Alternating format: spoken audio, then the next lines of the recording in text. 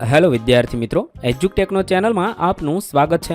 આજે આપણે શીખવાના છીએ ધોરણ 8ની તારીખ 16/4/2025ના રોજ લેવાનારી દ્વિતીય સત્રાંત પરીક્ષા એટલે કે વાર્ષિક પરીક્ષાની ગુજરાતી વિષયનું નમૂનારૂપ પ્રશ્નપત્ર। વિદ્યાર્થી મિત્રો, આ પ્રશ્નપત્ર અને જવાબો માત્ર નમૂનારૂપ છે। આવા બીજા પ્રશ્ન તમારે આપેલી પરીક્ષામાં પૂછાઈ શકે છે। પરીક્ષાની તૈયારી માટે આ પ્રશ્નપત્ર તમને આપવામાં આવ્યું છે।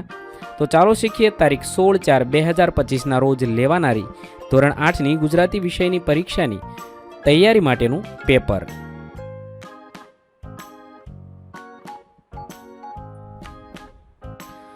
સૌપ્રથમ પ્રશ્ન નંબર 1 નીચે આપેલા પ્રશ્નોના એક વાક્યમાં જવાબ લખો। 5 ગુણ છે।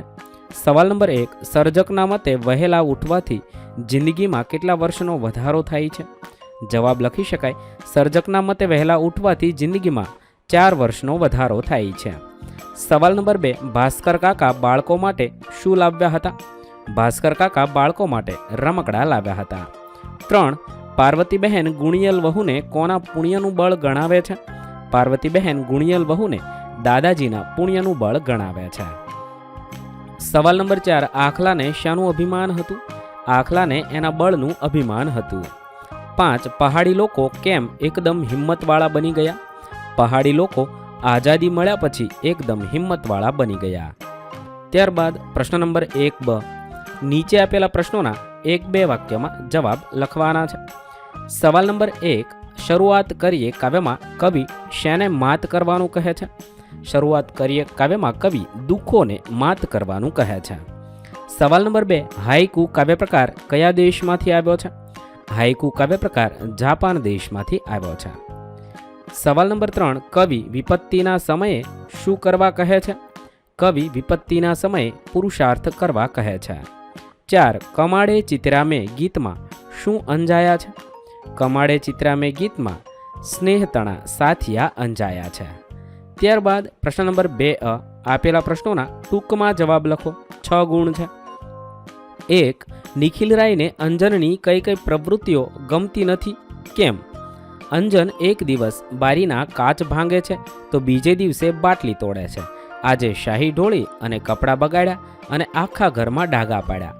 નિખિલ રાયને અંજનની આ બધી પ્રવૃત્તિઓ ગમતી નથી। સવાલ નંબર 2, વલ્લભભાઈ નીડર કહેવાયા, કેમ? વલ્લભભાઈ નાના હતા ત્યારે એમને કાંખ બલાઈ થઈ હતી।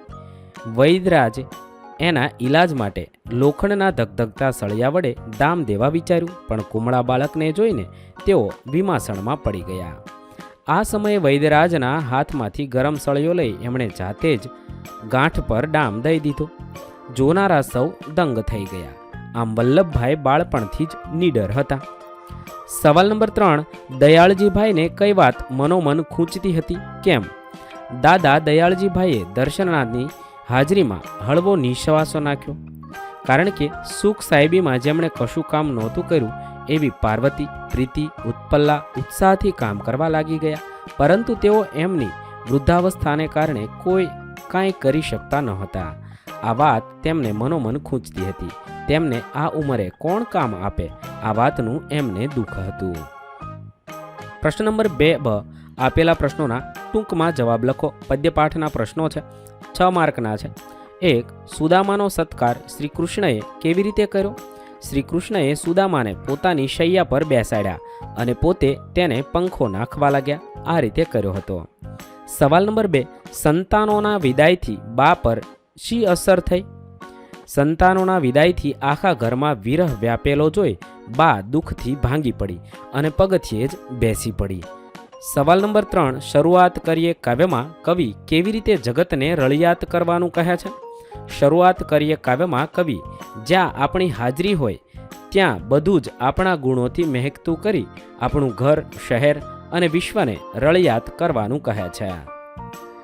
પ્રશ્ન નંબર 3, નીચેના પ્રશ્નોના વિગતે જવાબ લખો। કોઈ પણ 3 પ્રશ્નના જવાબ લખવાના છે। અહીં આપણે દરેક પ્રશ્નોના જવાબ જોઈએ। સવાલ નંબર 1, આત્મ સુધારણા માટે નવા વર્ષે કયા કયા સંકલ્પ લેવામાં આવે છે? 1, રોજ વહેલા ઉઠવું। 2, નિયમિત કસરત કરવી। 3, શાળાનું લેશન નિયમિત કરવું। 4, રોજ સવારે નાહીને ઈશ્વરને પ્રાર્થના કરવી। 5, રોજ માતા પિતાને પગે લાગવું। 6. ક્રોધ ન કરવો. 7. સિગારેટ, દારૂ, જુગાર જેવા વ્યસનોથી દૂર રહેવું. 8. ટીવી જોવામાં ઝાઝો સમય બગાડવો નહીં. 9. ભૂલ થાય તો માફી માગવી. 10. જૂઠું ન બોલવું. આવા બધા સંકલ્પ લેવામાં આવે છે. સવાલ નંબર 2. શ્રી કૃષ્ણની પટરાણીઓ તેમની શી સેવા કરતી હતી? રૂકમણી શ્રી કૃષ્ણના પગ દબાવતી હતી. શ્રીવુંદ્રા તેમને પંખો નાખતી હતી. સત્યા શ્રી કૃષ્ણને કેસર, ચંદન વગેરે સુગંધી પદાર્થોનો લેપ કરતી હતી. કાલિંદી અગર દૂર કરતી હતી. લક્ષ્મણા તંબોળ એટલે કે પાનનું બીડું લાવી હતી. અને સત્યભામાએ પાનનું બીડું શ્રી કૃષ્ણને ખવડાવતી હતી. આમ શ્રી કૃષ્ણની પટરાણીઓ તેમની વિવિધ પ્રકારની સેવા કરતી હતી. સવાલ નંબર 3. સૂકા પર્ણો મુક્તકમાં પ્રકટ થતો ભાવાર્થ વર્ણવો. જેમ સૂકા પાનના ખરખર અવાજથી આખું વન ગાજી ઉઠે છે, પણ લીલા પાન શાંત હોય છે, એમ અધૂરપવાળી વ્યક્તિ બહારથી સારો દેખાવાનો પ્રયત્ન કરતી હોય છે, પણ હકીકતમાં તો એ પોતાની અધૂરપ ઢાંકવા માટે પ્રયત્ન કરે છે. જ્યારે બહારથી શાંત દેખાતા માણસો ગુણવાન હોય છે. 4. અન્યના રજાઓમાં ક્યાં જવાનું કહે છે? શા માટે? અનન્યા રજાઓમાં વડોદરા મ્યુઝિયમની મુલાકાતે તથા ચાંપાનેરના પ્રવાસે જવાનું કહે છે. ત્યાંથી તેમને તેજગઢ આદિવાસી યુનિવર્સિટીમાં જવું છે અને લોકજીવનના બધા જ રંગો જોવા સાંભળવા છે. બંનેને મજા કરવી છે અને સાથે મળીને થોડીક વાર્તાઓ વાંચવી છે. વિજ્ઞાન કથાઓ પણ ઉકેલવી છે. રાત્રે તારાઓ ઓળખવા છે અને સીમ વગડામાં જઈ ઝાડવા અને પંખીઓ પણ ઓળખવા છે. પ્રશ્ન નંબર 4. નીચે આપેલ પ્રશ્નોના આધારે SMS કે ન્યૂઝ રિપોર્ટનું નિર્માણ કરવાનું છે. કોઈ પણ એક પ્રશ્નનો જવાબ લખવાનો છે અને 5 ગુણ છે. 1. તમારી શાળામાં 26મી જાન્યુઆરીએ યોજાયેલા સાંસ્કૃતિક કાર્યક્રમનો ન્યૂઝ રિપોર્ટ લખવાનો.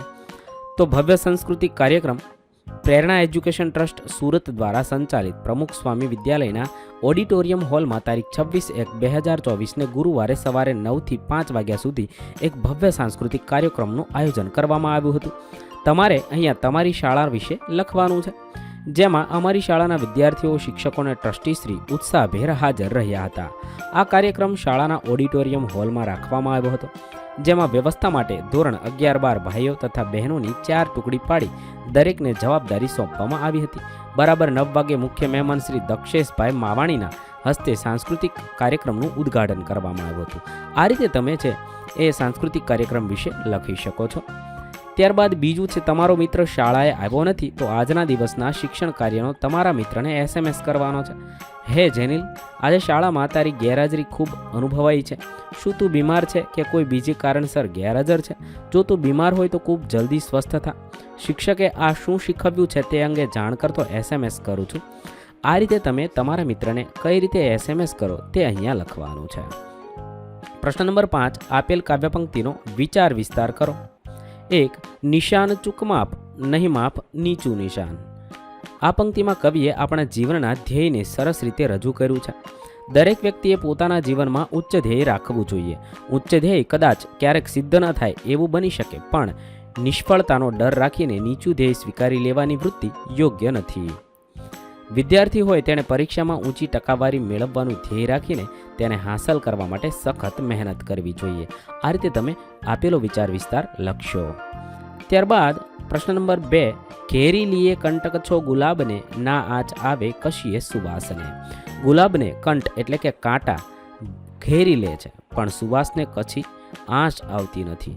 કવિએ ગુલાબને સુવાસના પ્રાસ વચ્ચે કલાત્મક અભિવ્યક્તિ સિદ્ધ કરી છે. જીવનની ગમે તેવી કપરી પરિસ્થિતિ કંટકમાં પણ મનુષ્યમાં રહેલા ઉત્કૃષ્ટ સદ્ગુણો સુવાસને કશી અસર કરતી નથી. એ રીતે તમે આ રીતે ડિટેલમાં જવાબ લખી શકો છો. ત્યારબાદ પ્રશ્ન નંબર 6. કોઈ પણ એક વિષય ઉપર લેખન કરવાનું છે. 1. મને મળી માતૃભાષા ગુજરાતી. માતૃભાષા એટલે સ્વભાષા, જન્મદાજ ભાષા, આપણા ઘર, આડોશ પાડોશ અને પ્રદેશમાં બોલાતી વ્યવહારિક ભાષા. માતૃભાષાનું ખૂબ જ મહત્ત્વ છે. આપણા વિચારોનું, આપણી લાગણીઓનું આદાન પ્રદાન આપણે માતૃભાષામાં જ સારી રીતે કરી શકીએ છીએ. આ રીતે છે તમે માતૃભાષા વિશે લખી શકો છો. વિદ્યાર્થી મિત્રો, વિડીયો લાંબો થવાને કારણે હું તમામ જવાબ વાંચતો નથી. તમે વિડીયોને પોઝ કરી જવાબ લખી શકો છો. આ રીતે તમે માતૃભાષાના મહત્ત્વ વિશે લખશો. ત્યારબાદ બીજું છે, મારો યાદગાર પ્રવાસ. વિદ્યાર્થી જીવનમાં પ્રવાસનું ઘણું મહત્ત્વ છે. પ્રવાસ કરવાથી આપણામાં સહનશીલતા અને સાહસિકતા જેવા ગુણોનો વિકાસ થાય છે. આપણે આપણું કામ જાતે કરતાં શીખીએ છીએ. આવી રીતે તમારે તમે જે પ્રવાસ કર્યો હોય તેના વિશેનું વર્ણન અહીંયા લખવાનું છે. અહીંયા મેં તમારા જેવા એક વિદ્યાર્થીએ કરેલા પ્રવાસ વિશે લખ્યું છે. તમારે તમે જે પ્રવાસ કર્યો છે તેના વિશે લખવાનું છે. અહીંયા પ્રવાસ વિશે તમે આ મુજબ લખી શકો છો. ત્યારબાદ સવાલ નંબર 3, મારા શૈશવના સંસ્મરણો એટલે મારી બાળપણની યાદો. પ્રવાસસ્ય કથા સમ્યા એટલે કે પ્રવાસની કથા સુંદર હોય છે. એ ઉક્તિ જેવી જ બીજી ઉક્તિ છે, શૈશવસ્ય કથા રમ્યા, અર્થાત બાળપણની કથા સુંદર હોય છે. મારા બાળપણના રમ્ય દિવસોની સ્મરણ કથા પણ રસપ્રદ અને યાદગાર છે. હું મારા બાળપણને મારા જીવનનો સુવર્ણકાળ ગણું છું. હું 3 વર્ષનો થયો ત્યાર પછીની મારા જીવનની કેટલીક ઘટનાઓ મને આજે પણ યાદ છે.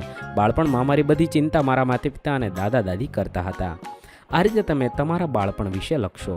વિદ્યાર્થી મિત્રો, અહીંયા મેં લખ્યું છે તે જ જવાબ લખવો જરૂરી નથી. તમે તમારા બાળપણમાં જે પ્રસંગો અનુભવ્યા હોય તે તમે અહીંયા લખી શકો છો. આ રીતે તમે બાળપણ વિશે નિબંધ લખશો.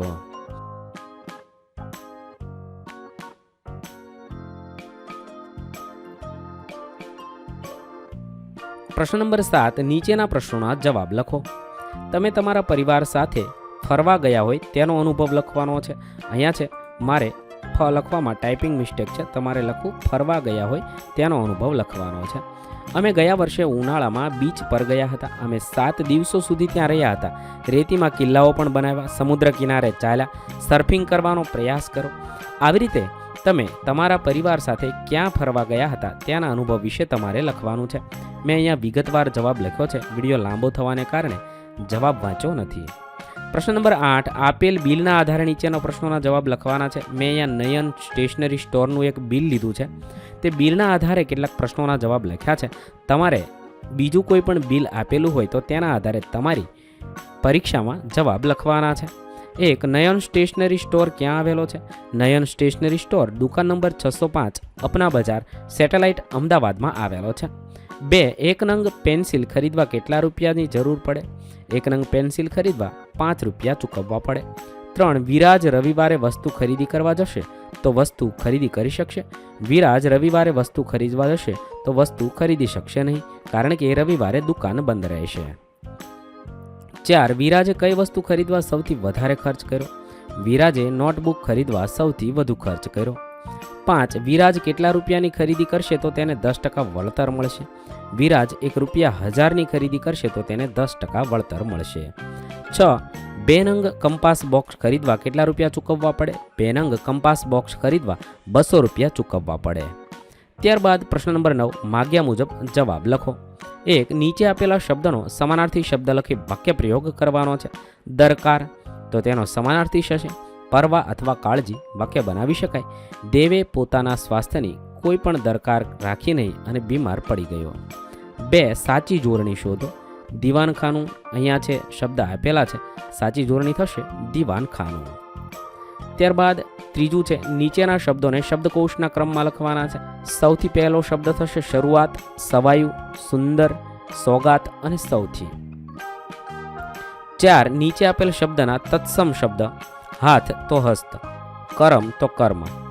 ત્યારબાદ 5, નીચે આપેલા શબ્દના તદ્ભવ શબ્દ. સૂર્ય તો સૂરજ, વર્ષ તો વરસ. સૂર્ય તો સૂરજ, વર્ષ તો વરસ થશે. 6, સાચી જોડણી લખો. અઠવાડિયું, ગળથુથી. ત્યારબાદ 7, નીચે આપેલ શબ્દનો વિરુદ્ધાર્થી શબ્દ લખી વાક્ય પ્રયોગ કરવાનો છે. વાચાળ તો મૂંગું. વાક્ય બનાવી શકાય. ગામ શાંત અને મૂંગું હતું, કોઈ અવાજ સંભળાતો ન હતો. સવાર તો સાંજ. સવાર અને સાંજ દિવસની શરૂઆત અને અંત છે. ત્યારબાદ 8, નીચે આપેલા શબ્દોનો શબ્દકોશના ક્રમમાં ગોઠવતા બીજા નંબરે કયો શબ્દ આવશે? અહીંયા છે શબ્દકોશના ક્રમમાં ગોઠવીએ તો અહીંયા શબ્દકોશના ક્રમમાં આ મુજબ ગોઠવીએ. બીજા નંબરનો શબ્દ થશે ચંદ્ર. ત્યારબાદ પ્રશ્ન નંબર 10, માગ્યા મુજબ જવાબ લખવાના છે. 1, દ્વિગુ સમાસના 2 ઉદાહરણ. એવું કહેવાય છે કે સહદેવને ત્રિલોકનું જ્ઞાન હતું. નવરાત્રિ મારો ગમતો તહેવાર છે. 2, નીચે આપેલા વાક્યમાં સમાસ ઓળખી તેનો પ્રકાર લખવાનો છે. આપણે મા બાપની સેવા કરવી જોઈએ. અહીંયા મા બાપ એ દ્વંદ્વ સમાસ છે. ત્યારબાદ 3, નીચે આપેલ દ્વિરુક્તક શબ્દનો ઉપયોગ કરી વાક્ય બનાવવાનું છે. માંડ માંડ એ દ્વિરુક્ત શબ્દ છે, વાક્ય બનાવી શકાય. ગરીબ ખેડૂત માંડ માંડ પોતાનું ગુજરાન ચલાવી શકતો હતો. 4. નીચેના શબ્દોમાંથી રવાનુકારી શબ્દ ઓળખી બતાવો. ગામે ગામ, ટમટમ. અહીંયા ટમટમ એ રવાનુકારી શબ્દ છે. 5. અમુક અંશના લોપવાળી દ્વિરુક્તિ શોધીને લખો. 5 5, આટ આટલું, તોડફોડ, રાતોરાત. તો આટ આટલું એ અમુક અંશના લોપવાળી દ્વિરુક્તિ છે. 6. વાક્યનો પ્રકાર જણાવો. જો તમે મહેનત નહીં કરો તો તમે પરીક્ષામાં પાસ નહીં થાવ. આ વાક્ય સંયુક્ત વાક્ય છે. ત્યારબાદ 7. નીચેના વાક્યમાંથી સંયુક્ત વાક્ય ઓળખીને બતાવો. 1. શેઠની હવેલી ખૂબ વિશાળ હતી. 2. ખેડૂત ડરીને દુઃખ વેઠે ને જાલિમનો લાખો ખાય. 3. ડૉક્ટર કાકા પૂછે છે કે હવે કેમ લાગે છે. અહીંયા છે ખેડૂત ડરીને દુઃખ વેઠે ને જાલિમની લાખો ખાય, એ સંયુક્ત વાક્ય છે. 8. સાદા વાક્યોનું ઉદાહરણ લખો. જગમોહનદાસ સટ્ટાનો વેપાર કરતા હતા. આ સાદું વાક્ય છે. 9. વાક્યમાંથી રૂઢિપ્રયોગ શોધી તેનો અર્થ લખવાનો છે. પપ્પાએ સાયકલ ન લેવા સમજાવ્યો પણ હું 1 નો 2 ન થયો. અહીંયા 1 નો 2 ન થવું એ રૂઢિપ્રયોગ છે. તેનો અર્થ થશે કોઈની વાત માનવી નહીં અથવા જીદ કરવી, પોતાની મરજી મુજબ કામ કરવું. ત્યારબાદ 10. નીચે આપેલ કહેવતનો અર્થ આપો. હિંમતે મરદા તો મદદે ખુદા. તેનો અર્થ થશે જો કોઈમાં હિંમત અને દ્રઢ નિશ્ચય હોય તો ભગવાન પણ તેમની મદદ કરે છે. આ રીતે છે તમે ગુજરાતી વિષયનું પેપર લખી શકો છો. વિદ્યાર્થી મિત્રો, દરેક વિષયના પેપર આપણે ઉપલબ્ધ કરાવીશું, તો તમે દરેક પેપર નિહાળશો અને નવા વિડીયો સાથે ફરીથી મળીશું. ત્યાં સુધી અલવિદા દોસ્તો. થેન્ક યુ દોસ્તો. એજ્યુકટેકનો ચેનલ તરફથી વિડીયો નિહાળવા બદલ આપનો આભાર. આવા બીજા વિડીયોઝ નિહાળવા માટે અમારી યુટ્યુબ ચેનલ એજ્યુકટેકનો અત્યારે જ સબસ્ક્રાઇબ કરો. આભાર દોસ્તો.